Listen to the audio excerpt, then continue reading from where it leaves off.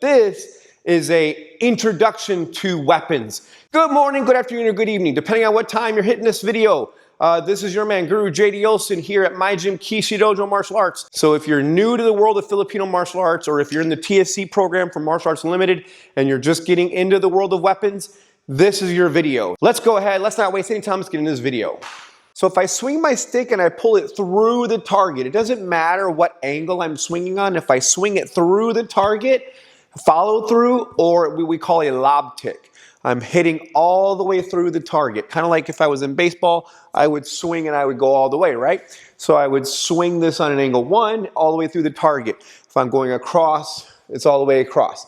If I'm going to pull it back, that is referred to as a whittick or a snap back. I can do it from this side too. I can snap back. So either way, if I pull it back, it's retracting. It's not blowing through the target, but it's actually recovering.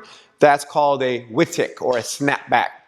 Okay, we have two different ways, or actually three different ways to do our angles of attack. So I can make a nice normal X, I can do a acute X, or I can do an obtuse X. So if I'm looking at just angles 1 and 2, angle 1, angle 2, that's a nice, just basic X. But I can cut that on a little bit tighter line and still have the X, but it's more the acute. And then I can also go a little bit wider with a more of a obtuse X, or a kind of more of almost like a flat, but it's not.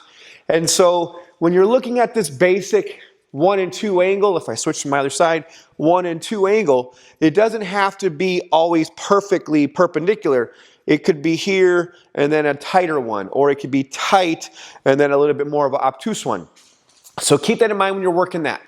So when we have our basic attacks, okay, we're gonna go over some attacks first and then our defenses. The first thing, of course, is knowing the angles of attack. We do the Inosanto blend or the La Costa blend. And so you have angle 1, angle 2, we got angle 3, angle 4, we thrust for 5, we thrust for 6, we step back, we thrust for 7, top of the head for 8, downward knee smashes for 9 and 10, and then upward knee smashes for 11 and 12, cut across 13, 14, step back, right in front. This is a Redondo. I refer to it as air guitar, and then I step behind and I come across, kind of like a guitar strap is kind of how so as air guitar, and then I have this air guitar, and then I have this a strap version, and then I uncoil and I sunkete, or I thread the needle. I'm going to stab them towards their face or their chest or something like that. And so 1, 2, 3, 4, 5, 6, 7, 8, 9, 10, 11, 12, 13, 14, 15, 16, and 17. And that's what we use. And I use what we call the lines method. That way, no matter what, whether they're a lefty or a righty, the angle 1 is always an angle 1. So if I, like right now, facing the camera, I would be basically a left-handed person for you. So I go 1, 2, 3, 4, 5, 6, 7, 8. So you see I'm doing everything that I would be doing here, okay? Nothing has changed. So whenever I switch sides, it's the exact same thing. That way somebody could do all of the same things. It doesn't matter if they're a lefty or a righty. Okay, so we talked about the lob tick, we talked about the whittick. Now, when I have basic attacks, I can hit through the target, I can hit at the target, or I can fake and not even hit the target. If I swing through, we said lob tick. If I fake and then I swing through, that's a florete. Florete is when I fake and then I swing through. So you just, woof, and then you hit the target. So a little tricky, but the idea is they go to block, and because I dropped and then I hit, I should hit the target. Question for you guys, question of the day. How many blocks are in Filipino martial arts? Put that in the comment section below, okay? And I'll see who's got that right answer. And one of the things that I like that Guru talks about is I can hit here, pull back, and then I can go all the way through and reset. And we call that kind of like a Y pattern. Instead of just an X pattern, I have this here, retract, and then pull through for a Y pattern. But what I really want to get into is understanding like what is what. So if I bring this stick on this flat line like this here. We refer to this as abanico. Abanico translate means fan, okay? Like you're fanning yourself. Ooh, it's hot in here, right? And so this is an abanico strike. Doesn't matter if I go high, low, high, low, high. That doesn't matter right now. I just want you to understand, like, if you notice, it's not this. I'm not doing it with my wrist. I'm doing it with my whole arm. My wrist is twisting, but my elbow's across the body, and then I flare it out, and I'm going over here, and I'm getting that same kind of concept. And so I want to see the arm cross in front of me for a split second. Okay, again, it's not this. This is not it. You can't get the right motion. You've got to go across. So that's referred to as an abanico. Then you're also going to have a redondo. Now, there are several ways to do a redondo. You can redondo where it comes right back to the same line. I can redondo in this fashion. I can also redondo in this fashion, like you saw in the angles of attack.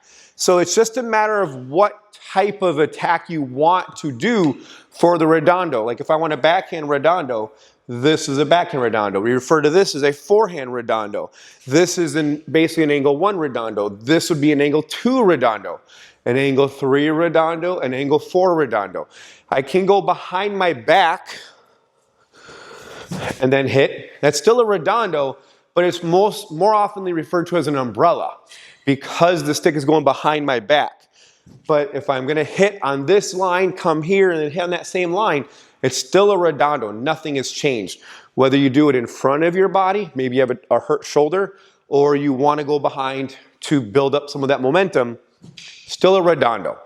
Now when we talk about defenses, you have what we refer to as a stick up or a stick down. And that's basics. Okay, a stick up will be your inside sweep and your outside deflect, and a stick down is going to be your roof and your shield. So what I like to think about is I'm going to churn. Okay, like I'm old-timey and I'm churning the butter or churning something, right? And so when the attack is coming in, I churn in front, I monitor. So 1, 2, 1, 2, and then I move it out of the way so I'm ready for my next thing. So I defend, the stick hits my stick, then I monitor, and then I get my stick out of the way. Going the other direction, it's there. So either way, I'm going kind of like this. This is a stick-up defense. If it's up here at the headshot, 1, 2, inside sweep, outside deflect, inside sweep, outside deflect. But notice that secondary hand has to get involved, Then you have stick-down defenses. So this is where you have the roof. This is where we're here. Okay, or you can hide yourself underneath for the beginning, and then you have shield. So roof, shield, roof, shield. One of the common mistakes I see when people are doing the shield is they're gonna go and then they just pull it back to defend, pull it back. And I don't want you to do that, because if I go here, more often than not, I'll beat you to that position. For some reason, when you go like this and you try to pull back, the stick is coming around, it gets inside before you can block. But if you roll it, it doesn't. And this messes people up. I don't know why, but I have more students that have a hard time rolling this stick this way, which is simply the redondo from earlier, but they just struggle. So when you're gonna do this, shield, roof, I push the end of the stick down for the shield. Roof, shield, 1, 2. And those are your basic defenses for high lines, and even you could do the middle lines, okay? Inside sweep, outside deflect. So those are your basic attacks and your basic defenses. Now I want to talk about footwork, because this is what kills everybody. So I'm going to turn the camera in a second, and I'm going to make a look at my feet. So looking at my feet, now I like to teach this where your feet are together, because this is like the most unready you can be. Like if you're here, you're not prepared to fight. That's kind of just how I look at it. So you have male triangle footwork, female triangle footwork, and lateral triangle footwork, as well as twisting and stepping. Those are the major steps we have. So what I have, if I'm going to work the male for the stick-up defense, I defend and I step on an angle. And then when I reset, I go here. If I'm going to do the outside deflect, I step on an angle. So inside sweep, outside deflect. Inside sweep, outside deflect. If it's the stick downs, then it's going to be the female type footwork. And it's the same concept, but this time I'm stepping off the line and I'm moving on an angle going towards the target. So stepping back or stepping forward. Stepping back or stepping forward. Mixing them together is what we call the lateral triangle footwork. Before I do that though, I want to talk about walking the triangle. If you're going to test in Filipino weapons, especially with like Guru Baliki or Guru Inasano, they're going to ask you to walk the triangle. So if I walk the male triangle first, you just go 1, 2, 3, 4. And I'm just stepping back on the different points of the triangle, and then I reset myself. And then I can go the other direction. And if I'm going to do the other version, I go forward, right? And that's the female footwork and switching directions.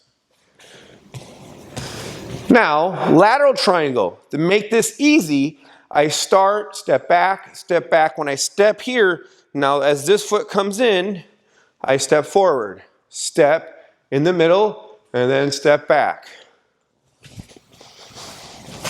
And this is mixing the two triangle type footworks together, and we call it a lateral triangle.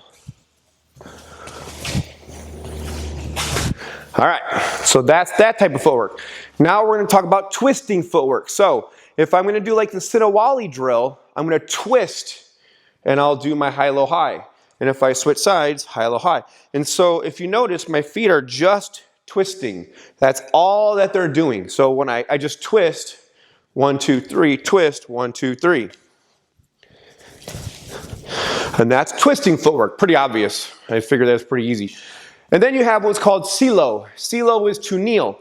When you kneel, okay, if you're doing a drill, heaven's sake, something like that, and they're like, hey, we need you to kneel, we don't kneel with our knee forward, okay? If they do a low line strike, it's gonna get hit. We kneel with our knee off to the side, so then there's some space here for the stick to swing. Also, I try really hard not to go like this with my toes, because now when I get up, I'm pushing on the top of my foot. So I want to be on the ball of my feet so I can get up that way. And if I have to kneel, I can get up that way. Here or there. Well, great. There you guys have it. Hope you guys liked the video. If you do, let me know by hitting that like button. If you like the stuff you see on our channel, go ahead and smash that subscribe button. Whoppa! It's a small thing for you guys, but it's a big thing for us. We just broke 26,000 subscribers, so super cool. Thank you guys all for that. And if you like this type of video, please comment. Let me know, hey, I want more Kali or I want more of this. If you have a particular technique or a particular series you'd like to see, again, put in the comment section below. I'd love to give you guys more of what you're asking for so I can help you guys out more. That's what this is all about, kind of trying to bridge the gap when people can't all train here at my gym, but they want to train the stuff that I do, or maybe they like my style of training. Awesome. Well, there you guys have it. Hope you guys liked the video. Stay safe. Keep training. Keep your hands up. Keep your weapons up. This is Guru JD, and I'm out.